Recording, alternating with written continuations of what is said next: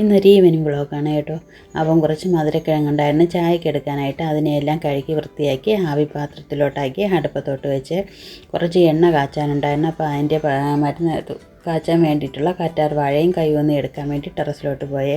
അപ്പോൾ അവിടെ കുറച്ച് പുല്ലൊക്കെ നിന്ന് അതിനെയെല്ലാം വൃത്തിയാക്കിയിട്ട് ഒരു കറ്റാർ വാഴത്തണ്ടും കുറച്ച് കൈവന്നിയും കൂടെ എടുത്ത് ഉണക്കായതുകൊണ്ട് കൈതോന്നി കുറവായിരുന്നു. അപ്പോൾ അതിലുള്ള പൂ അതിൽ തന്നെ പിച്ചിയിട്ടിട്ട് തണ്ടോടുകൂടി തന്നെ എടുത്ത്. ഇല കുറവായതുകൊണ്ട് തണ്ടും കൂടി എടുത്തിട്ട് വന്നേ. അപ്പോൾ അതൊക്കെ എടുത്തിട്ട് വന്നപ്പോഴേക്കും നമ്മുടെ മധുരക്കിഴങ്ങ് നല്ല പരുവത്തിന് വെന്തിരുന്ന്.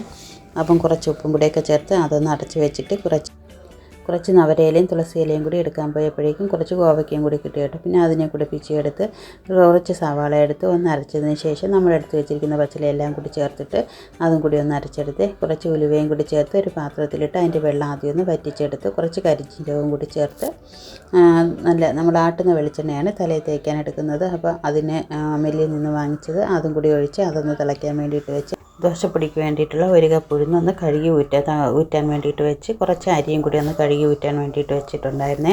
അപ്പോൾ വെള്ളം തോരാൻ വേണ്ടി വെച്ച് ഒരു പാത്രം ചൂടായപ്പോഴേക്കും അതിലേക്ക് കുറച്ച് വെളുത്തുള്ളിയും കായവും കൂടി ഇട്ട് അതൊന്ന് ചൂടായപ്പോഴേക്കും തോന്നിരിക്കുന്ന ഉഴുന്നും കൂടി ഇട്ട് ഒന്ന് വറുത്ത് കൊടുത്തേ. ഇത് ദോശപ്പൊടിക്ക് വേണ്ടിയിട്ടുള്ളതാണ്.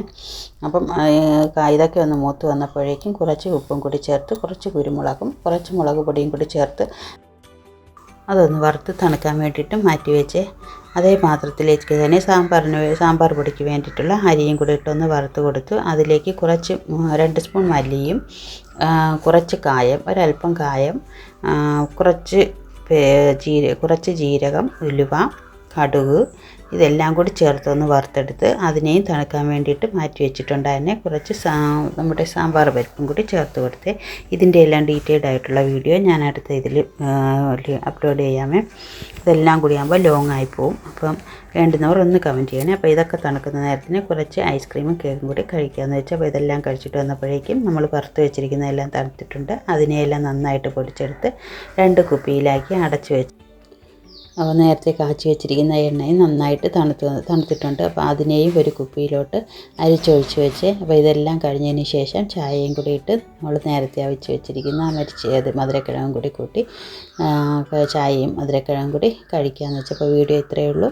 ഇഷ്ടമായാൽ ലൈക്ക് ചെയ്യാനും സബ്സ്ക്രൈബ് ചെയ്യാനും മറക്കരുത്.